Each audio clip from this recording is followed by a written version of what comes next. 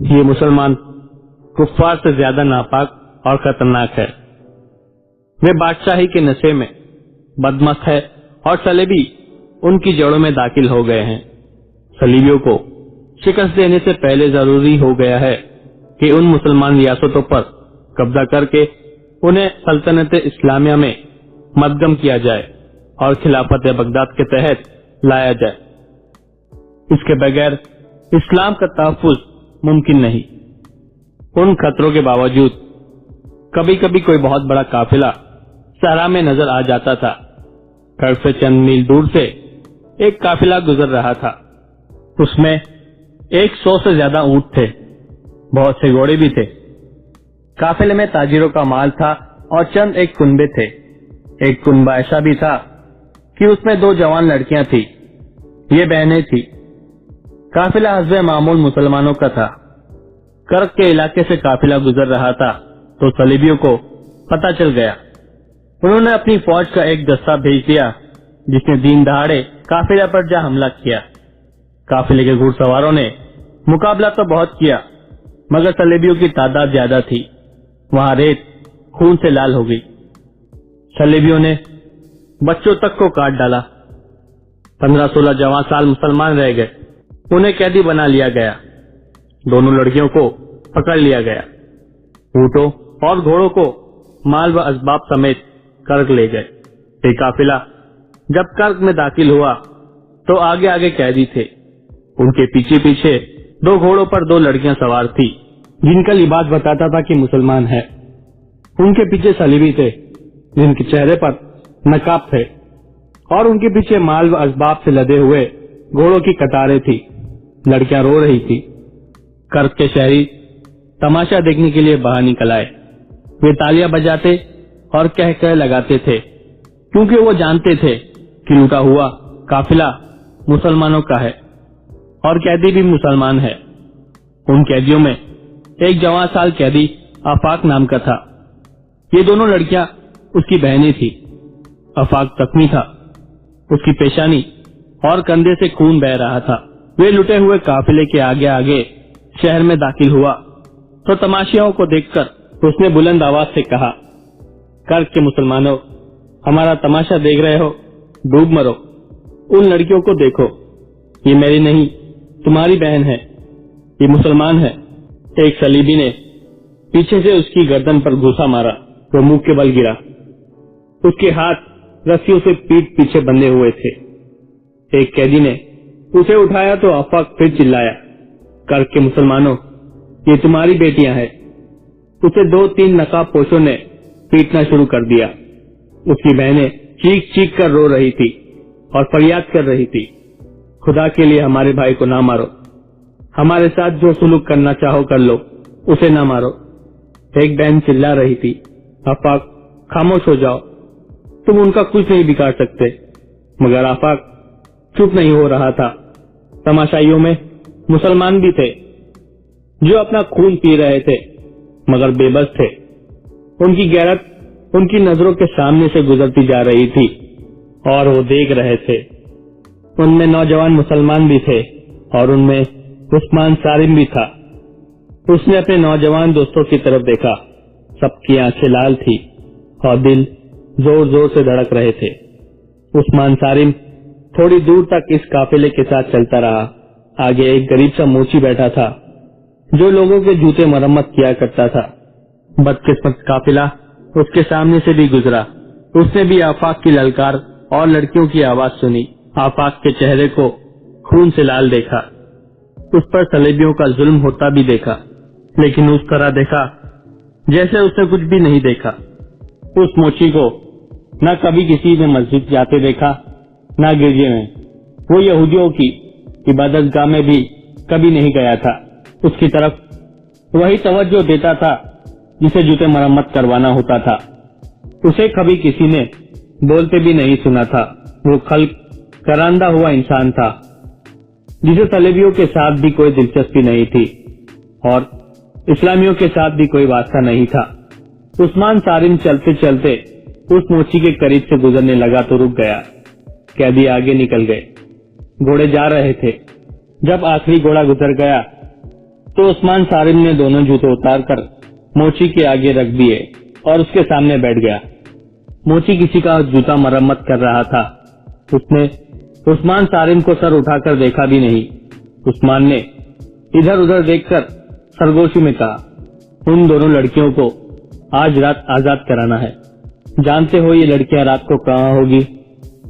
موچی نے سر اٹھائے بغیر اتنی دھیمی آواز میں پوچھا کہ عثمان صارم کے سوا کوئی اور نہیں سن سکتا تھا۔ جانتا ہوں، عثمان صارم نے جواب دیا، سلوی بادشاہوں کے پاس ہوگی، لیکن ہم میں سے کسی نے بھی وہ جگہ اندر سے نہیں دیکھی۔ میں نے دیکھی ہے، موچی نے اپنے کام میں مگن رہ کر کہا۔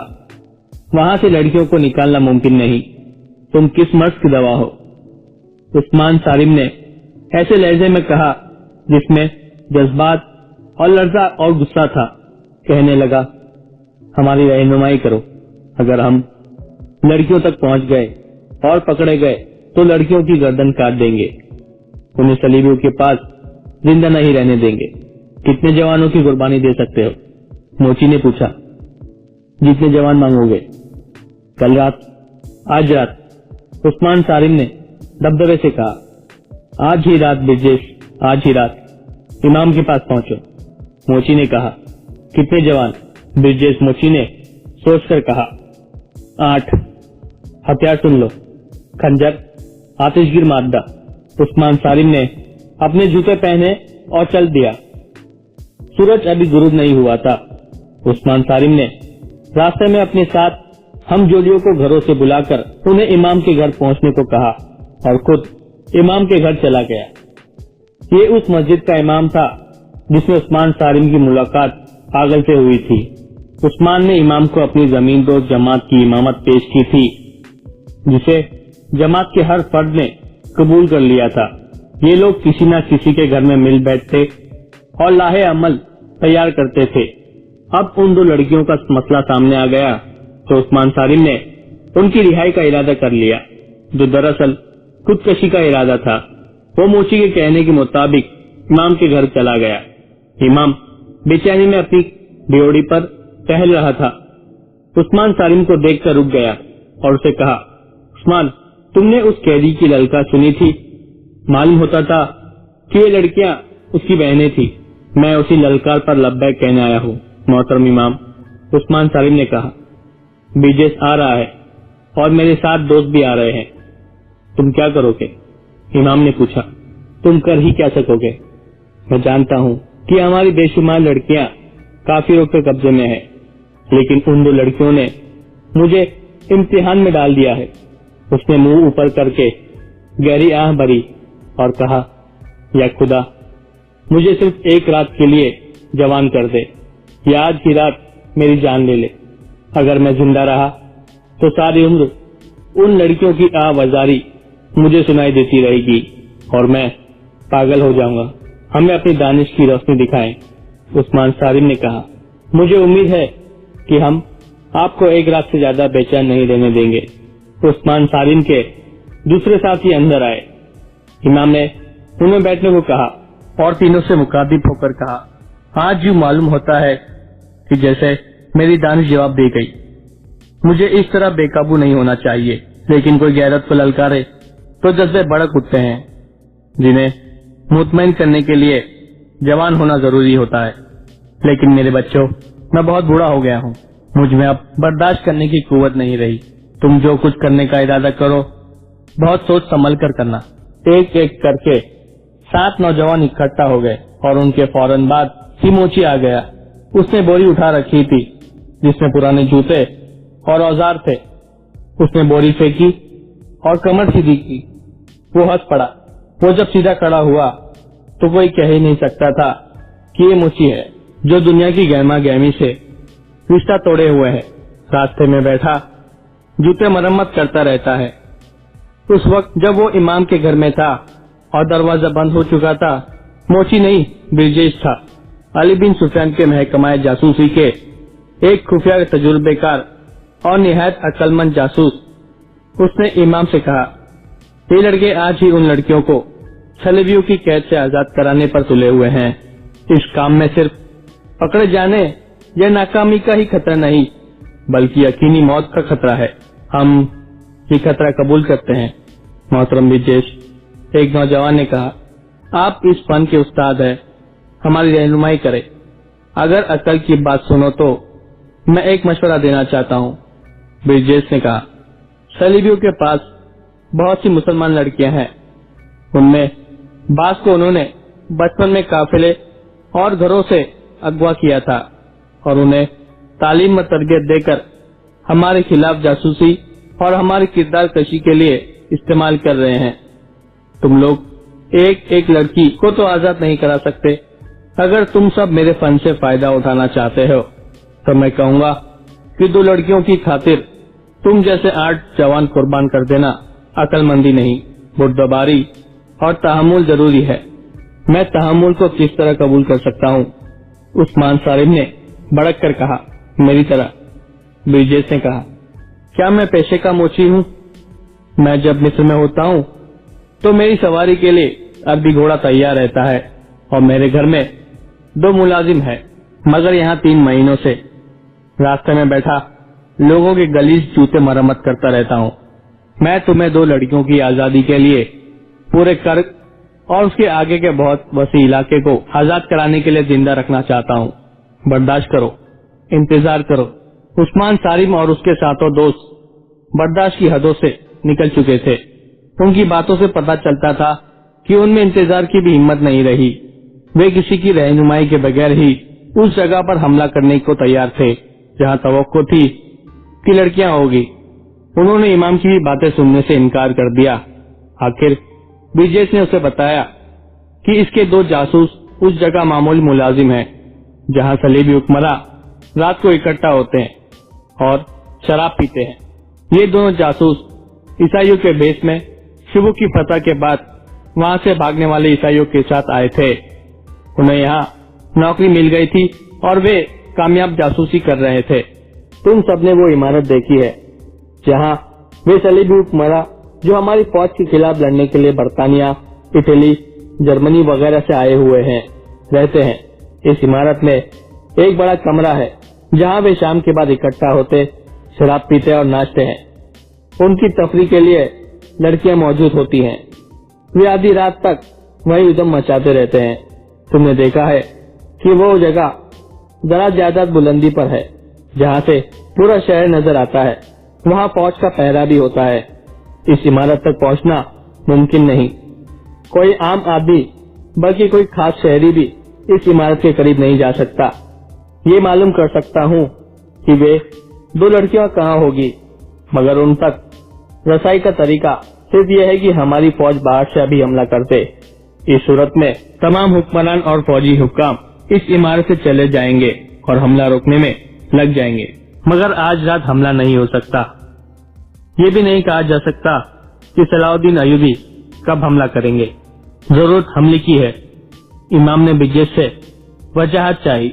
दूसरे लफ्जों में जरूरत यह है कि इस इमारत में जितने लोग हैं वे वहां से चले जाए और लड़कियां वहीं रह जाए। इस सूरत में आप ये कहना चाहते हैं कि हमारे बच्चे इस इमारत में दाखिल होकर लड़कियों को उठा लाए? जी हाँ, ब्रिजेश ने अपने तजुर्बे की बुनियाद पर खुद एतमादी से कहा।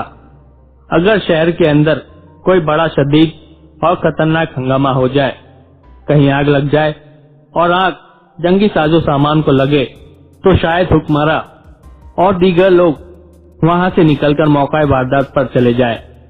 ब्रिजेश गहरी सोच में खो गया। उसने उस्मान सारिम और उसके साथियों को बारी बारी देखा और कुछ देर बाद कहा, हाँ मेरे मुजाहिदों, अगर एक जगह आग लगा सकते हो तो रिहाई की सूरत पैदा हो सकती है। जल्दी बताओ मोहतरम, उस्मान सारिम ने बेसब्र होकर पूछा। कहाँ आग लगानी है? कहो तो सारे शहर को आग लगा दे। तुम सब ने वो जगह देखी है जहाँ सलीबियों की फौज के घोड़े बंधे रहते हैं, ब्रिजेश ने कहा। वहाँ इस वक्त कमाबेश 600 घोड़े बंधे हुए हैं, बाकी मुख्तलिफ जगहों पर बंधे हैं। उनके करीब इतनी ही तादाद ऊंटों की बंधी हुई है। उनसे जरा ही परे घोड़ों के खुश घास के पहाड़ खड़े हैं। उससे थोड़ा हटकर فوج کے خیموں کے ڈھیر پڑے ہوئے ہیں، گھوڑا گاڑیاں بھی کھڑی ہیں اور ایسا سامان بے شمار پڑا ہے جسے فوراً آگ لگ سکتی ہے، مگر اس کے ارد گرد سنتری گھومتے پھرتے رہے ہوتے ہیں۔ وہاں سے رات کے وقت کسی کو گزرنے کی اجازت نہیں۔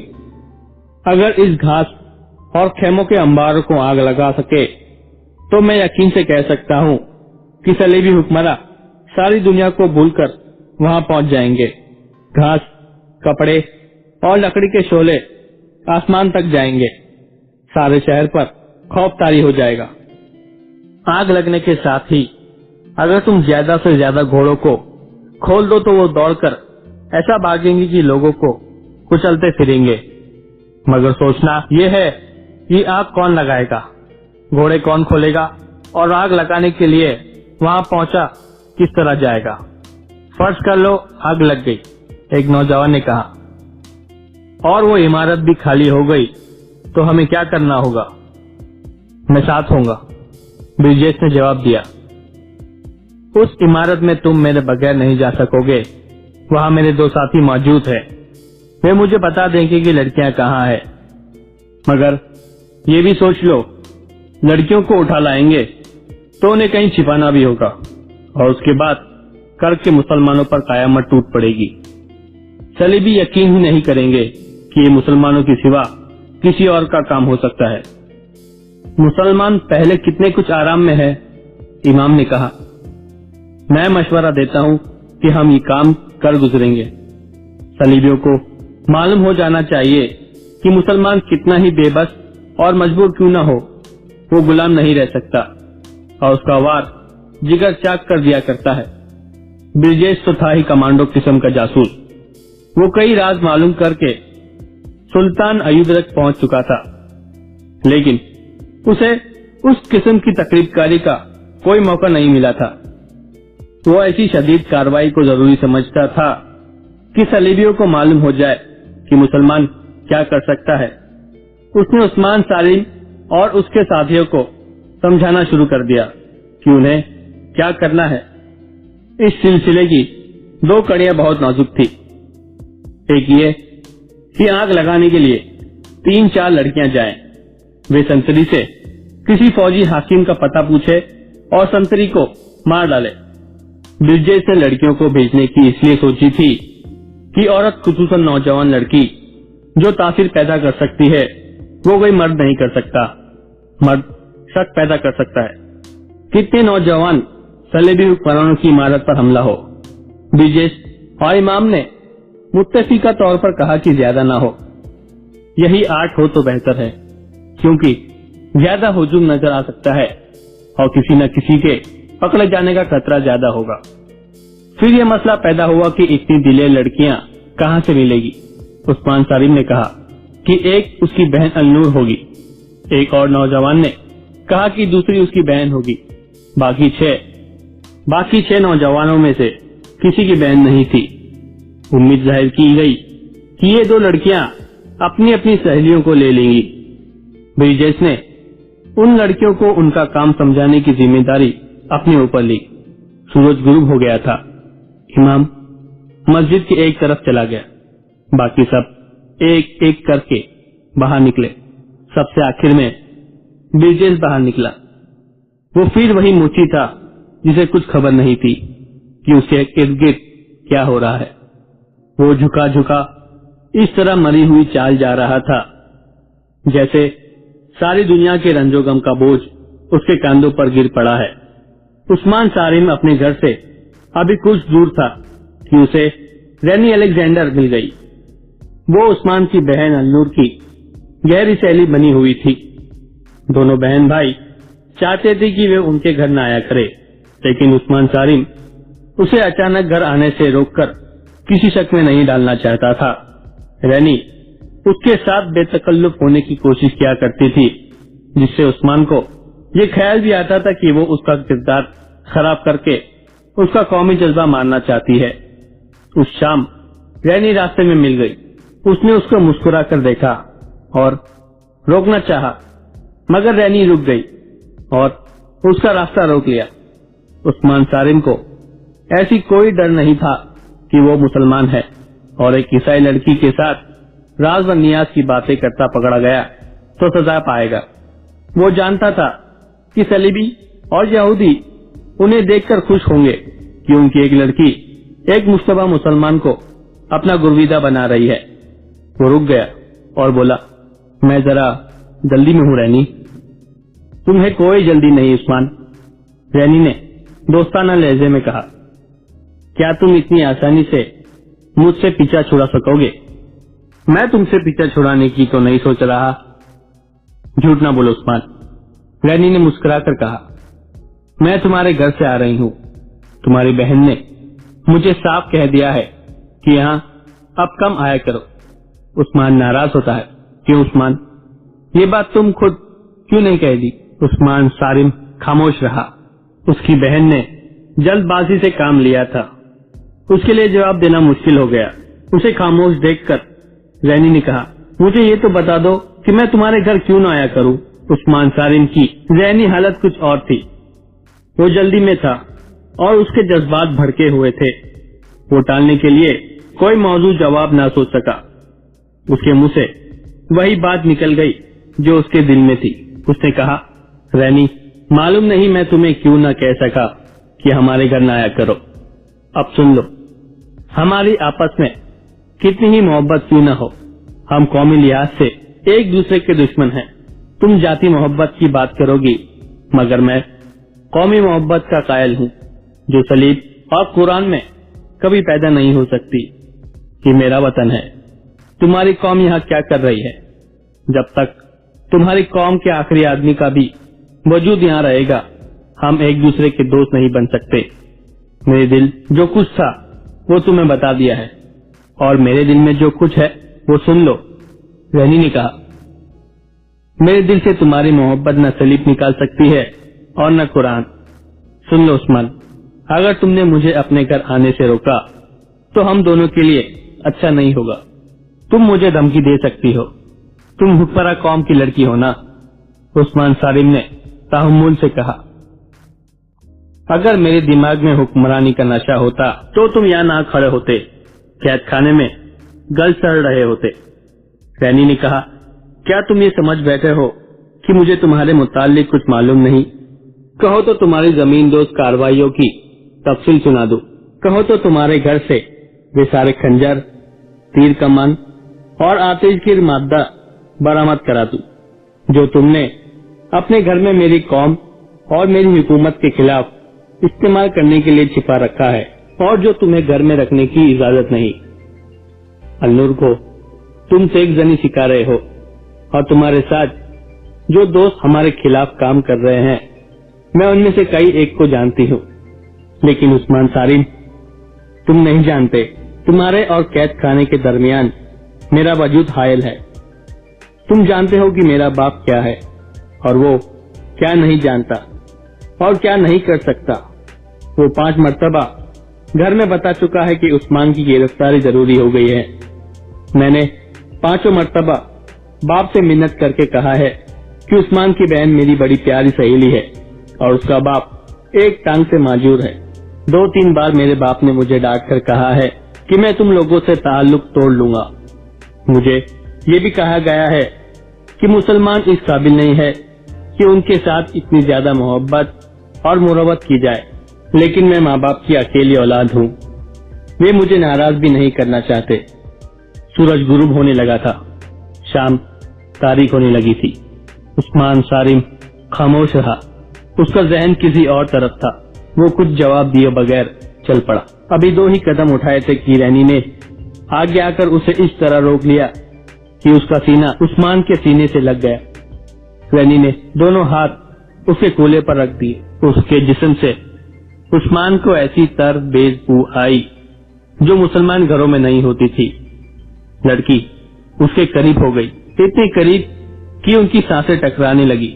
رینی کے ملائم ریشم جیسے بال جب عثمان صارم کے گالوں سے لگے تو یوں فڑک اٹھا جیسے پھندے سے آزاد ہونے کی کوشش کی ہو۔ رینی نے اسے چھوڑ دیا۔ مجھے آزاد کر دو رینی، عثمان صارم نے اکھڑے ہوئے لہجے میں کہا۔ مجھے پتھر بن جانے دو، میرا راستہ کوئی اور ہے۔ ہم اکٹھا نہیں چل سکیں گے۔ محبت قربانی مانگتی ہے، رینی نے نشیلی آواز میں کہا۔ کہو کیا قربانی مانگتے ہو؟ جو جی میں آئے کرو، میں تمہیں قید نہیں ہونے دوں گی، اور میں تم سے وعدہ کرتا ہوں، عثمان سالم نے طنزیہ انداز میں کہا، کہ میں تمہیں بتاؤں گا ہی نہیں کہ میرے جی میں کیا آئی ہے اور میں کیا کرنے والا ہوں۔ میں تمہارے اس حسین جسم اور ریشمی بالوں کے جادو میں نہیں آؤں گا، تو پھر مجھے ثابت کرنا پڑے گا کہ میں تمہارے لیے قربانی کر سکتی ہوں۔ رینی نے کہا، جاؤ عثمان، تم جلدی میں ہو، لیکن میں تمہارے گھر آنے سے باز نہیں آؤں گی۔ عثمان سالم دوڑ پڑا، رینی اسے دیکھتی رہی اور آہ بھر کر چلی گئی۔ عثمان سالم گھر میں داخل ہوا تو برجس وہاں پہنچ چکا تھا۔ عثمان سالم اندر چلا گیا اور اپنی ماں، باپ اور النور کو تفصیل سے بتایا کہ صلیبیوں نے مسلمانوں کا ایک قافلہ لوٹا ہے اور 2 لڑکیوں کو بھی ساتھ لے آئے ہیں۔ اس نے تمام تر واقعہ سنایا اور کہا کہ وہ اپنے ساتھیوں کے ساتھ ان لڑکیوں کو آزاد کرانے کے لیے جا رہا ہے اور اس مہم میں النور کی بھی ضرورت ہے۔ عثمان سالم کے باپ کی ٹانگ صلیبیوں کے خلاف جوانی میں لڑتے ہوئے کٹ گئی تھی اور وہ باقی عمر اس افسوس میں کاٹ رہا تھا کہ وہ جہاد کے قابل نہیں رہا۔ اس نے عثمان سے کہا، بیٹا، اگر تم نے اتنے خطرناک کام کا ارادہ کر لیا ہے تو مجھے یہ نہ سننا پڑے کہ تم نے اپنے ساتھیوں کے ساتھ غداری کی ہے۔ اس کام میں پکڑے جانے کا امکان زیادہ ہے۔ اگر تم پکڑے گئے اور تمہارے ساتھی نکل آئے تو جان دے دینا، اپنے ساتھیوں کے نام پتے نہ بتانا۔ میں تمہیں صلاح الدین ایوبی کی فوج کے لیے جوان کر رہا تھا، لیکن تمہاری بہن کی شادی کر کے تمہیں رخصت کرنے کی سوچی تھی۔ جاؤ اور میری روح کو مطمئن کرو۔ ایک بات اور سن لو، میں کسی سے یہ کہلوانا نہیں چاہتا کہ تمہاری رگوں میں سالم کا خون نہیں تھا۔ باپ نے بیٹی کو بھی اجازت دے دی۔ عثمان سالم نے اسے بتایا کہ برجس ڈیوڈی میں بیٹھا ہے اور وہ اس مہم کی کمان اور رہنمائی کرے گا۔ باپ ڈیوڈی میں برجس کے پاس چلا گیا۔ عثمان نے النور سے کہا کہ وہ فوراً اپنی 1 یا 2 سہیلیوں کو بلا لائیں جو اس کام میں شامل ہونے کی ضرورت رکھتی ہے۔ النور اسی وقت باہر نکل گئی اور ذرا سی دیر میں 2 سہیلیوں کو بلا لائی۔ اتنے میں عثمان سالم کا ایک ساتھی اپنی بہن کے ساتھ آ گیا۔ ایک ایک کر کے 7 جوان آ گئے۔ برجس نے لڑکیوں کو بتایا کہ وہ کس راستے سے کہاں جائے گی۔ راستے میں انہیں ایک سنتری روکے گا۔ لڑکیاں اسے پوچھے گی کہ اوپر کون سا راستہ جاتا ہے۔ وہ کہیں گی کہ شاہ رینال نے انہیں بلایا ہے، لیکن وہ غلط راستے پر آ گئی ہیں۔ ان میں سے ایک لڑکی نوکرانی کے بیس میں ہوگی جس کے سر پر سامان ہوگا۔ سنتری کو ختم کرنا ہوگا، پھر آگ لگانی ہوگی۔ آگ لگانے والا سامان نوکرانی کے سر پر ہوگا۔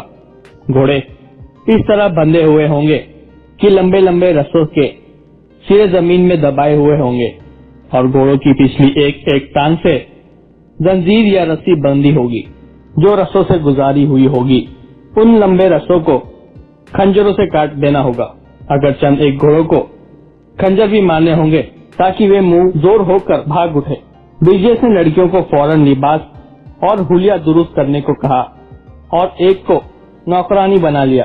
اس کے منہ اور ہاتھوں پر مٹی اور سیاہی سی مل دی۔ پھر وہ عثمان سالم اور اس کے ساتھیوں کو ہدایت دینے لگا۔ وہ خود ان کے ساتھ جا رہا تھا۔ عثمان سالم کے باپ نے بھی انہیں کچھ مشورے دیے، پھر سب کو کھنجر دیے گئے۔ خاصا وقت گزر گیا تھا، لیکن برجس کہہ رہا تھا کہ ابھی شہر جاگ رہا ہے۔ اس جگہ کی رونق اس وقت جاگتی تھی جب شہر سو جاتا تھا۔ تیاریوں میں وقت گزرتا گیا اور روانگی کا وقت ہو گیا۔ سب کو اکیلے اکیلے جانا اور ایک طے شدہ مقام پر ملنا تھا۔ لڑکیوں کا راستہ الگ تھا۔ انہیں اندازاً بتا دیا گیا تھا کب انہیں آگ لگانی تھی۔ اس وقت برجس کی جماعت کو حملے کے مقام پر ہونا چاہیے۔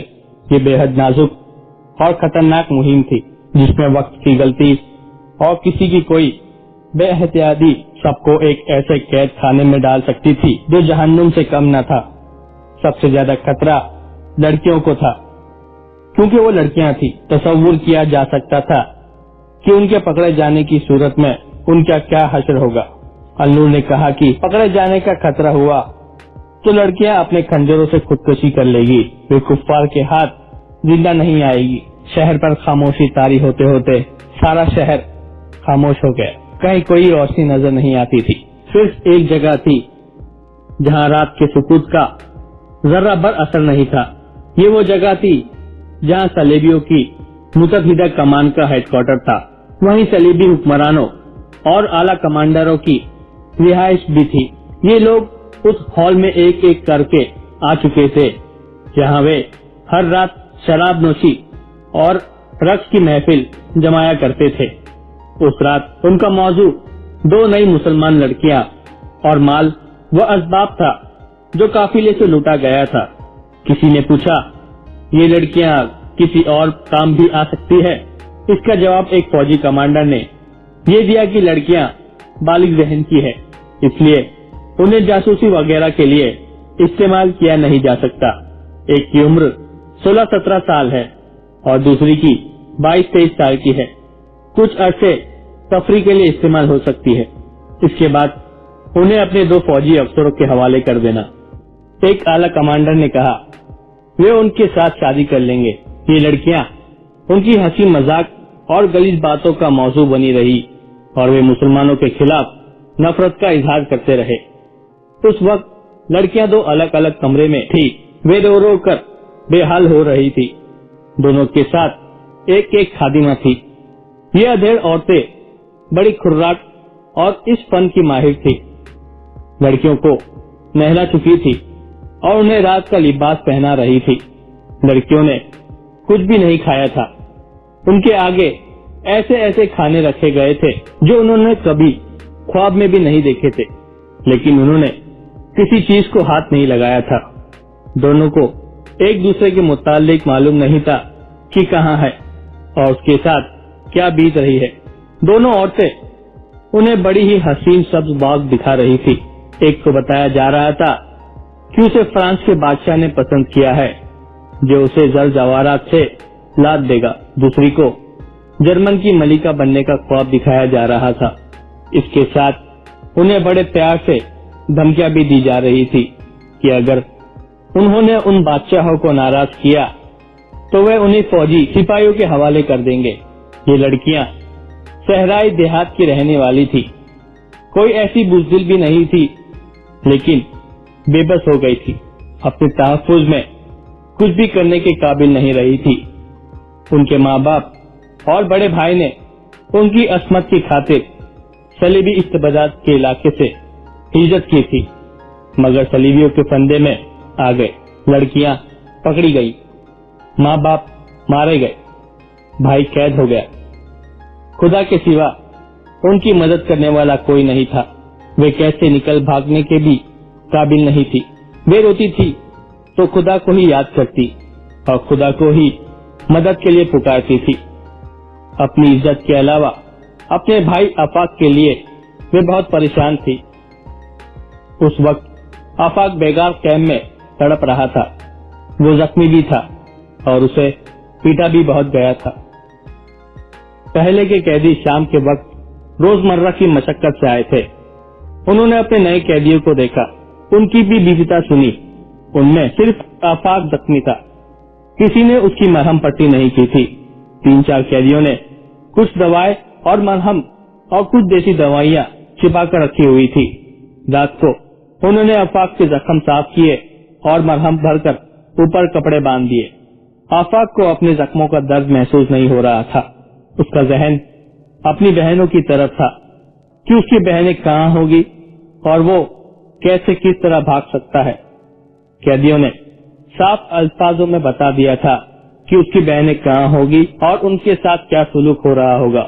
اسے بتایا گیا کہ اس قید خانے کی کوئی دیوار نہیں اور انہیں بیڑیاں بھی نہیں ڈالی گئی، پھر بھی وہ یہاں سے بھاگ نہیں سکتا کیونکہ سنتری گم پھر رہے ہیں، اور اگر وہ یہاں سے نکل بھی جائے تو جائے گا کہاں؟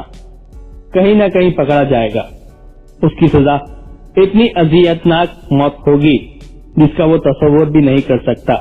اسے بتایا گیا کہ یہاں کئی سالوں سے قیدی پڑے ہیں جو کرخی کے رہنے والے ہیں لیکن بھاگنے کی جرات نہیں کرتے۔ وہ جانتے ہیں کہ وہ پکڑے نہ گئے تو صلیبی ان کے پورے خاندان کو قید خانے میں ڈال دیں گے۔ بہنوں کو ان تمام مجبوریوں اور خطروں کے باوجود آفاق فرار اور بہنوں کو رہا کرانے کی سوچ رہا تھا۔ اس کا جسم چلنے کے بھی قابل نہیں تھا۔ قیدی دن بھر تھکے مادے بے ہوشی کی نیند سو گئے اور آفاق جاگ رہا تھا۔ لڑکیاں پکڑی گئی ہوں، عثمان صارم نے سرگوشی میں کہا۔ خدا کو یاد کرو عثمان، برجیس نے کہا۔ ہم اس وقت موت کے منہ میں ہیں۔ دل سے تمام خوف نکال دو اور خدا کو دل میں بیٹھا لو۔ تمہیں دوسرے لڑکوں پر بھروسہ ہے؟ پورا بھروسہ ہے، عثمان نے کہا۔ ان کی فکر نہ کرو، مجھے لڑکیوں کی فکر ہے۔ خدا کو یاد کرو، برجیس نے کہا۔ ہم چوری کرنے نہیں آئے، اللہ مدد کرے گا۔ اس وقت عثمان صارم اور برجیس گھر میں نہیں تھے۔ وہ اس عمارت سے جس میں لڑکیاں تھیں اتنی دور جھاڑیوں میں چھپے ہوئے تھے جہاں سے عمارت انہیں اپنے سر پر کھڑی نظر آ رہی تھی۔ ان کے ساتھ ساتھی بکھر کر ان کی طرح چھپے ہوئے تھے۔ برجیس نے انہیں اچھی طرح بتا دیا تھا کہ کون سے اشارے پر انہیں کیا کرنا ہے۔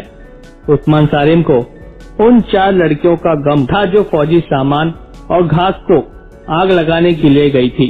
ان میں اس کی اپنی بہن النور بھی تھی۔ اس وقت تک آگ لگ جانی چاہیے تھی۔ توقع یہ تھی کہ اگر اسکیم کامیاب رہی تو آگ کے شعلے اٹھیں گے، پھیلیں گے۔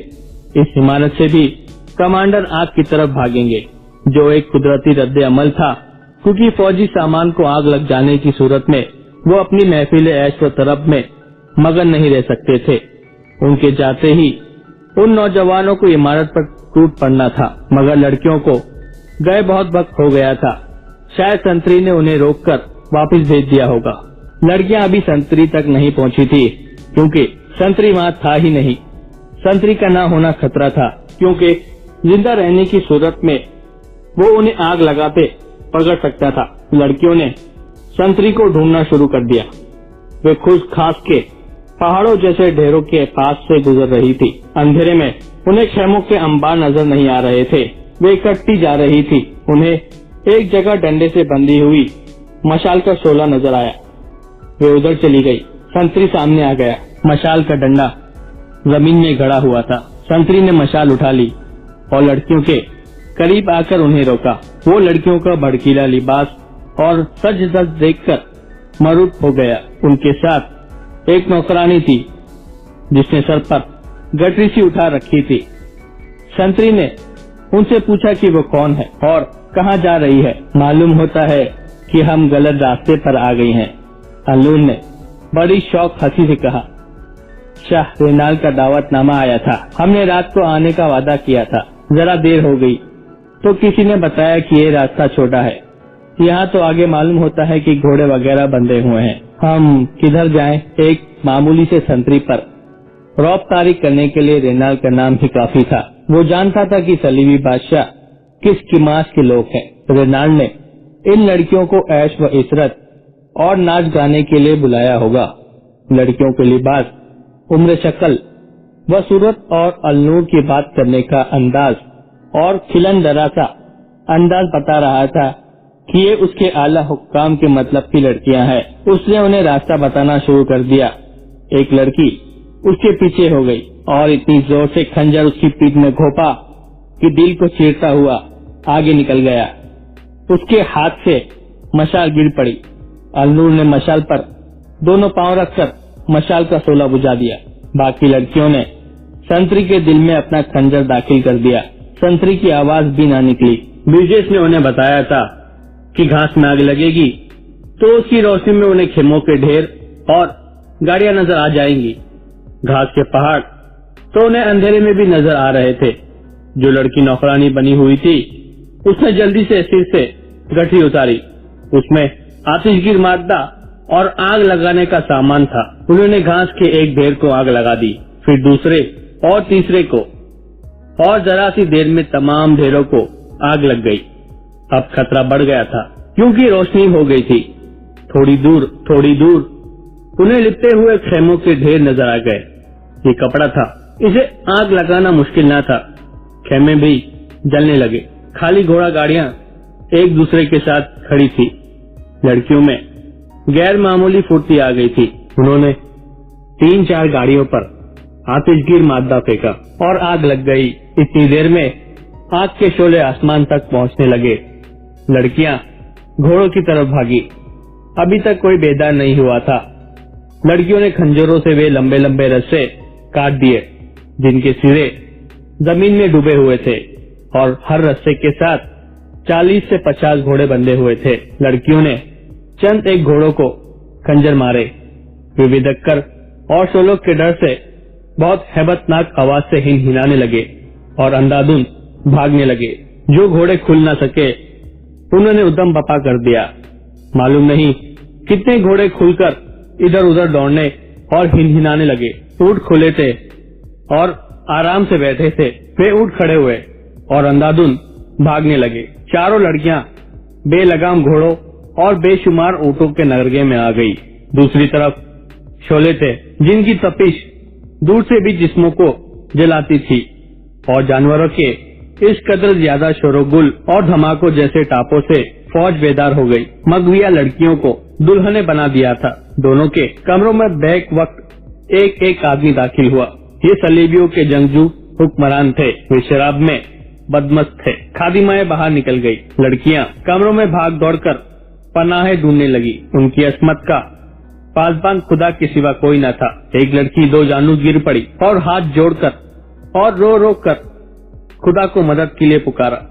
صلیبی نے کہا لگایا اور اس کی طرف بڑھا. باہر اسے شور و گل سنائی دیا. یہ غیر معمولی شور تھا. اس نے دروازہ کھول کر دیکھا تو ایسا لگا جیسے پورے شہر کو آگ لگ گئی ہو. گھوڑوں اور اونٹوں کی خوف زدگی کا یہ عالم کی کچھ گھوڑے اس بلندی پر بھی چڑھائے جس پر یہ عمارت تھی. اس کا نشہ فوراً اتر گیا. دوسرا بھی باہر نکل آیا. 2-3 آدمی دوڑتے ہوئے آئے اور گھبرائے ہوئے لہجے میں کہا کہ گھاس خیموں اور گاڑیوں کو آگ لگ گئی ہے.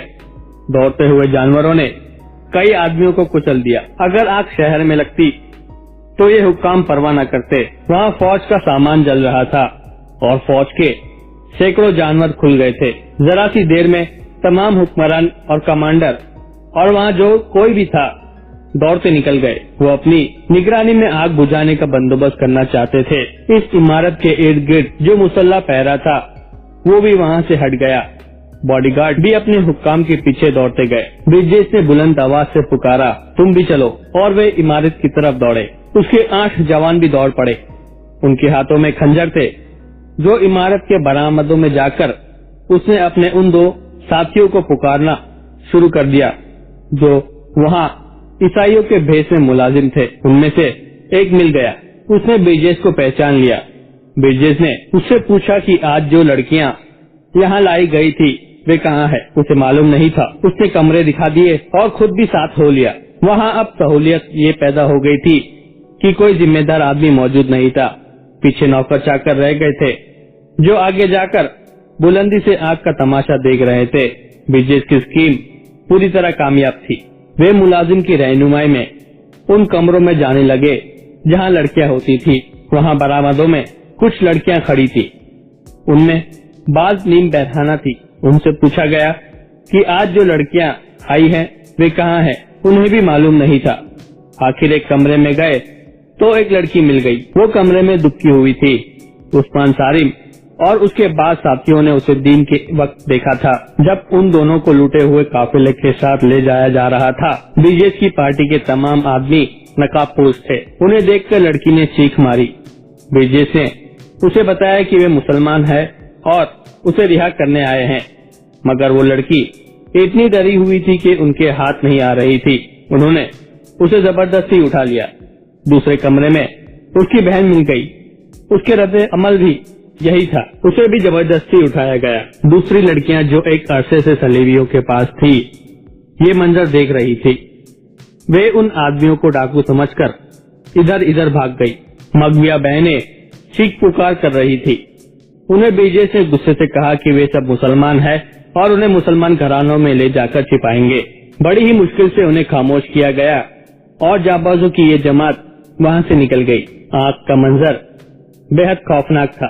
शोले तवक्को से ज्यादा ऊंचे जा रहे थे और दूर दूर तक फैल गए और फैलते चले जा रहे थे। घोड़ों और ऊंटों ने सारे शहर में कयामत बर्पा कर रखी थी। सारा शहर जाग उठा था।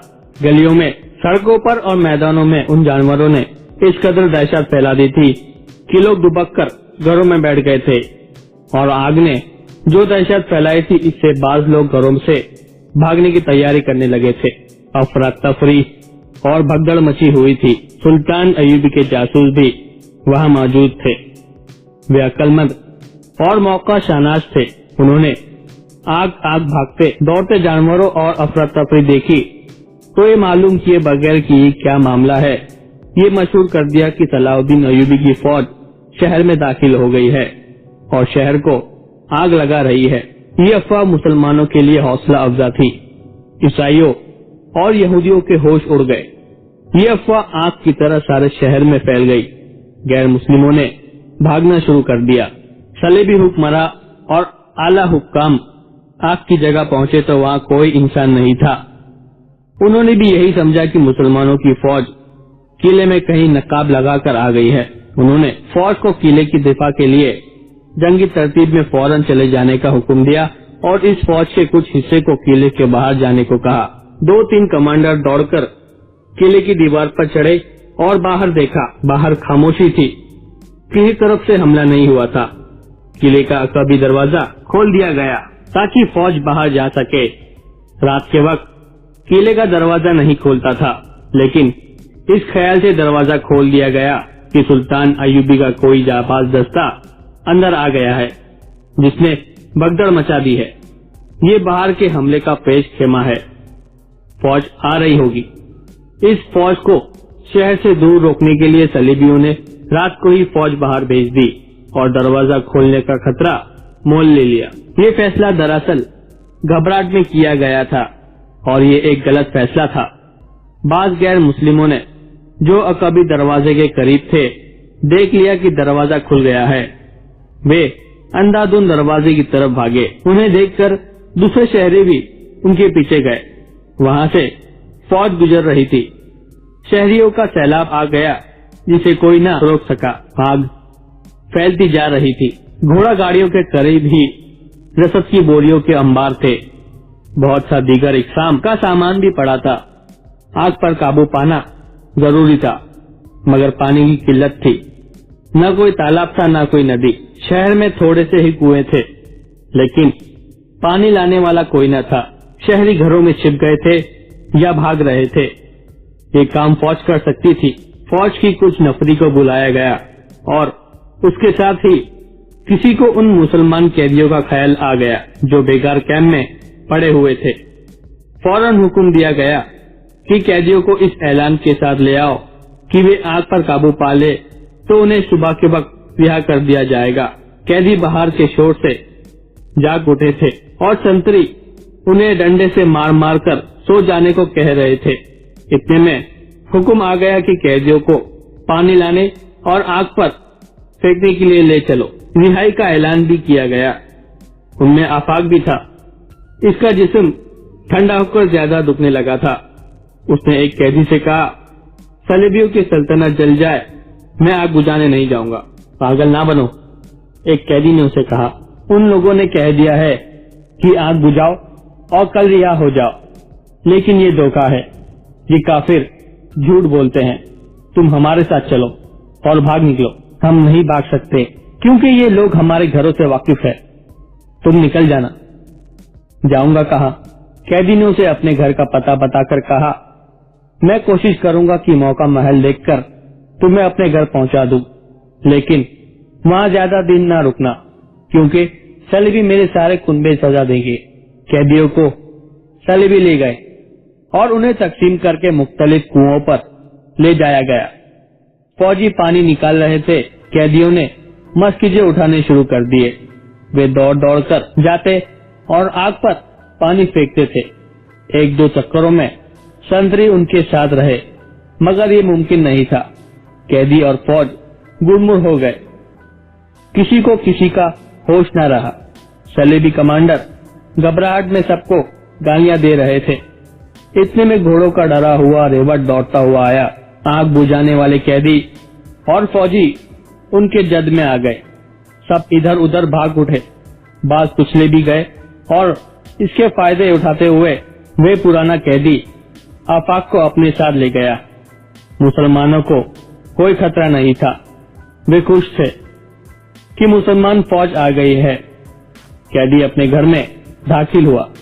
उसका सारा खानदान जाग रहा था। उसे देखकर सब बहुत मसरूर हुए, लेकिन उसने आफाक को उनके हवाले करके कहा, इसे छिपा लो और जल्दी शहर से निकाल देना। मैं नहीं रुक सकता। सलेबियों ने कल रिहाई का वादा किया है। इसे अभी कोई नहीं जानता। अगर मैं यहाँ रुक गया तो शायद कभी भी रिहाई नहीं मिलेगी। क्या ये सच है कि सलाउद्दीन अयूबी की फौज अंदर आ गई है? कैदी के बाप ने पूछा। कुछ पता नहीं, कैदी ने जवाब दिया। आग बहुत जोर की है, मालूम नहीं कब बुझेगी। अगर हमारी फौज नहीं आई तो फिर हम ये खतरा कैसे मोल ले सकते हैं? कैदी के बाप ने कहा। ये आदमी खुद ही निकल जाएगा। कैदी ने कहा, ये कल यहाँ से निकल जाएगा, उसका हमें कोई खतरा नहीं। कैदी के बाप ने कहा, अभी अभी तुम्हारा छोटा भाई 2 मुसलमान लड़कियों को लाया है। उन्हें उसने और सारिम के बेटे उस्मान ने और उनके दोस्तों ने सलेबियों के शाही खाने से अगवा किया है। दोनों को हमने घर में छिपा लिया है। कौन है वे लड़कियां? कैदी ने पूछा। कहते हैं उन्हें कल एक काफिले से सलेबियों ने अगवा किया था। बाप ने जवाब दिया। उनका भाई सुना है कैद में है। आफाक ने तड़प कर पूछा, कहाँ है वे लड़कियां? जरा सी देर में आफाक अपनी बहनों को गले लगा रहा था। खुदा ने उनकी फरियाद सुन ली थी। ये बड़ा ही जज्बाती मंजर था। उनके माँ बाप मारे गए थे। उन्हें ऐसी मौजा नुमा मुलाकात की तवक्को नहीं थी। जिस कैदी का ये घर था वो दौड़कर बाहर निकल गया। वो कैद से भागना नहीं चाहता था। उसका छोटा भाई ब्रिजेश और उस्मान सारिम के साथ था। वो लड़कियों को घर छोड़कर कहीं चला गया था। वो अचानक आ गया। उसने लड़कियों से कहा, फौरन उठो, शहर से निकलने का मौका पैदा हो गया है। आफाक के मुतालिक उसे बताया गया कि वो इन लड़कियों का भाई है और कैद से फरार होकर आया है। उसने आफाक को भी अपने साथ लिया और बाहर ले गया। बाहर 3 घोड़े खड़े थे। ये ब्रिजेश का इंतजाम था। उसने दोनों बहनों को घोड़ों पर सवार किया और जब तीसरे घोड़े पर खुद सवार होने लगा तो उसे आफाक के मुतालिक बताया गया। उसने आफाक को तीसरे घोड़े पर सवार किया और खुद पैदल चल पड़ा। उसने इतना ही कहा, खुदा हाफिज दोस्तों, जिंदा रहे तो फिर मिलेंगे, और वो दौड़ पड़ा। वो शहर के अकबी दरवाजे की तरफ जा रहा था, जहाँ से डरे हुए शहरी का जुलूस बाहर को भाग रहा था। ये दरवाजा ब्रिजेश ने पहले से देख रखा था। शहर से निकलने का मौका पैदा हो गया था। उसने कहीं से 3 घोड़े पकड़े और ले आया। किसी सलेबी कमांडर ने देख लिया कि शहरी तो भाग रहे हैं। उसने दरवाजा बंद करने का हुक्म दे दिया। ब्रिजेश जब वहां पहुंचा तो दरवाजा आहिस्ता आहिस्ता बंद हो रहा था और शहरियों का एक हुजूम दरवाजे में फंस गया था। एक वावेला बरपा था जिसने चिल्लाना शुरू कर दिया, पीछे से फौज आ रही है, दरवाजा खोल दो, भागो, मुसलमान आ रहे हैं। हुजूम ने आगे को जोर लगाया तो बंद होते होते दरवाजा खुल गया। इंसान रुके हुए दरिया की तरह बंद तोड़कर निकल गए। बाहर निकलकर ब्रिजेश ने आफाक से कहा कि किसी एक बहन के पीछे सवार हो जाओ। अगर मैं तुम्हारे साथ सवार हुआ तो एक घोड़े पर 2 मर्दों का वजन ज्यादा हो जाएगा। हमारा सफर लंबा है। आफाक एक बहन के पीछे सवार हो गया। दूसरी से उसने कहा कि वह सवारी से डरे नहीं, घोड़ा उसे गिराएगा नहीं। उन्होंने घोड़ा दौड़ा दिए। ब्रिजेश को मालूम था कि रास्ते में सलेबी फौज खेमाजान है। उसे ये भी मालूम था कि कौन सी जगह फौज नहीं है। वो उस सिमत हो लिया। कर्क से भागे हुए लोग इधर उधर बिखरते जा रहे थे। शोलों की रोशनी दूर दूर तक जा रही थी। आफाक और लड़कियों को मालूम नहीं था कि उन्हें किस तरह रिहा कराया गया है। ब्रिजेश खामोश था। وہ اگر بولتا تو صرف اتنا ہی کہ آفاق سے اس کی خیریت پوچھتا تھا، اور اس کی جو بہن گھوڑے پر اکیلی سوار تھی اس سے پوچھ لیتا تھا کہ وہ ڈر تو نہیں رہی۔ کرک کے شعلے ہٹتے جا رہے تھے اور رات گھوڑوں کی رفتار کے ساتھ گزرتی جا رہی تھی۔ صبح طلوع ہوئی تو وجے سلطان ایوبی کی فوج کے علاقے میں داخل ہو چکا تھا۔ اس نے ایک کمانڈر سے اپنا تعارف کرایا اور سلطان ایوبی کے متعلق پوچھا کہ کہاں ہوگا۔ کمانڈر اسے اپنے دستے کے کمانڈر کے پاس لے گیا، جس نے اسے بتا دیا کہ سلطان ایوبی کہاں ہو سکتا ہے۔ بریجس اپنی اس کامیابی پر بے حد خوش تھا۔ اس نے صرف لڑکیوں کو صلیبیوں سے آزاد نہیں کرایا تھا، بلکہ کرک میں آتش زنی جیسے تقریبی کارروائیاں کر کے صلیبی فوج کے غیر مسلم شہریوں کے جذبے پر خوف طاری کرایا تھا۔ وہ سلطان ایوبی کو یہ مشورہ دینا چاہتا تھا کہ کرک پر فوراً حملہ کر دیا جائے۔ کرک کی صبح بڑی بھیانک تھی، شعلوں کی بلندی اور تندی ختم ہو گئی تھی، لیکن آگ ابھی تک سلگ رہی تھی۔ صلیبی فوج کی رسد اور جانوروں کا تمام تر خشک چارہ جل چکا تھا۔ خیموں کے علاوہ بھی بے شمار جنگی سامان نظر آتش ہو گیا تھا۔ کچھ اونٹ زندہ جل گئے تھے۔ تمام گھوڑوں اور اونٹ رات بھر دوڑ دوڑ کر تھک گئے اور اب سارے شہر میں آوارہ پھر رہے تھے۔ جگہ جگہ ان لوگوں کی لاشیں پڑی تھی جو بے لگام گھوڑوں اور بے ہمار اونٹوں کی زد میں آ کر کچلے گئے تھے۔ فوجی اور قیدی ابھی تک کنووں سے پانی لا کر پھینک رہے تھے۔ صلیبی حکام ابھی تک یہ سمجھ رہے تھے کہ سلطان ایوبی کی فوج اندر آ گئی ہے، لیکن وہاں ایسا کوئی آثار موجود نہیں تھے۔ انہوں نے قلعے کی دیواروں پر جا کر ہر طرف دیکھا۔ باہر صلیبیوں کی اپنی فوج قلعے کے ارد گرد موجود تھی۔ اسلامی فوج کا دور دور تک نام و نشان نہیں تھا۔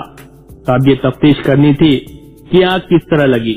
اس سنتری کی لاش ملی جسے لڑکیوں نے خنجروں سے ہلاک کیا تھا، لیکن گھوڑوں اور اونٹوں نے اسے ایسی بری طرح روندا کہ خنجروں کے زخم پہچانے نہیں جاتے تھے۔ اس سے تھوڑی دور 4 جنانہ لاشیں ملی۔ یہ اس میدان میں پڑی ہوئی تھی جہاں گھوڑے اور اونٹ باندھے جاتے تھے۔ یہ تفتیش کرنے والا حاکم کوئی معمولی آدمی نہیں بلکہ صلیبیوں کی انٹیلیجنس کا ڈائریکٹر ہرمن تھا۔ اس میدان میں لاشیں تو اور بھی پڑی تھی، لیکن اسے 4 عورتوں کی لاشیں ملی۔ ان کے چہرے گھوڑوں کے پاؤں تلے آ کر مسخ ہو گئے تھے۔ جسم کا کوئی حصہ سلامت نہیں تھا۔ یہ لاشیں ایک دوسرے سے دور دور پڑی تھی۔ ان کے کپڑے تار تار ہو گئے تھے۔ خاک و خون میں ان کا اصل رنگ نظر نہیں آتا تھا۔ اتنا ہی پتا چلتا تھا کہ یہ زنانہ کپڑے ہیں۔ لاشیں دیکھ کر بھی یہ ثبوت ملتا تھا کہ یہ عورتیں ہیں۔ سب کے جسموں سے کھال اکھڑی ہوئی تھی۔ کئی جگہوں سے گوشت باہر آیا ہوا تھا۔ کئی ہڈیاں ننگی ہو گئی تھی اور ٹوٹی ہوئی بھی تھی۔ ہر لاش کے گلے میں جنجیر اور جنجیر کے ساتھ چھوٹی سی سلیب بندھی ہوئی تھی۔ یہ سلیبیں اس امر کا ثبوت تھا کہ یہ عورتیں عیسائی تھی۔ ہرمن اور فوجی افسر حیران تھے کہ عورتوں کی لاشیں یہاں کیوں پڑی ہے۔ یہ فوجی علاقہ تھا اور اس طرف سے کسی شہری کو گزرنے کی اجازت نہیں تھی، اور نہ ہی یہ عام گزرگاہ تھی۔ یہ تو جانوروں اور رسد وغیرہ کی جگہ تھی۔ وہاں چند اور لاشیں بھی پڑی تھی، وہ فوجیوں کی تھی۔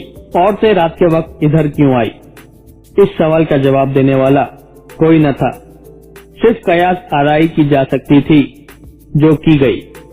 کہا گیا کہ فوجی پیشے ور عورتوں کو ادھر لے آئے ہوں گے، مگر اصل مسئلہ تو یہ تھا کہ آگ کس طرح لگی۔ شہر کے مسلمانوں پر شک کیا جا سکتا تھا، لیکن مجرموں کا سراغ لگانا آسان نہیں تھا۔ حکم دے دیا کہ خفیہ پولیس اور فوج کے سراغ رسا شہر میں مشتبہ مسلمانوں کی چھان بین کرے، اور جس پر ذرا سے بھی شک ہو اسے قید میں ڈال کر اذیت رسا تحقیقات کرے۔ النور اور اس کی تینوں لڑکیوں کے گھر والے بہت پریشان تھے۔ لڑکیاں واپس نہیں آئی تھی۔ ڈر یہ تھا کہ پکڑی نہ گئی ہو۔ انہوں نے اپنا فرض مکمل کامیابی سے ادا کر دیا تھا، لیکن وہ ابھی تک لاپتہ تھی۔ عثمان صارم اور اس کے دوست ان تماشائیوں کے ہجوم میں جا کر کھڑے ہوئے جو آتش زدہ جگہ پر کھڑے تھے۔ وہاں انہیں پتا چلا کہ 4 عورتوں کی لاشیں ملی ہے۔ تھوڑی دیر بعد اعلان ہوا کہ 4 عورتوں کی لاشیں فلاں جگہ رکھ دی گئی ہیں، تمام شہری انہیں دیکھ کر پہچاننے کی کوشش کرے۔ تماشائیوں کا ہجوم ادھر چلا گیا۔ عثمان سالم اور اس کے دوستوں نے اکٹھا رکھی ہوئی 4 لاشوں کو دیکھا، ان کی صلیبیں ان کے سینے پر رکھ دی گئی تھی۔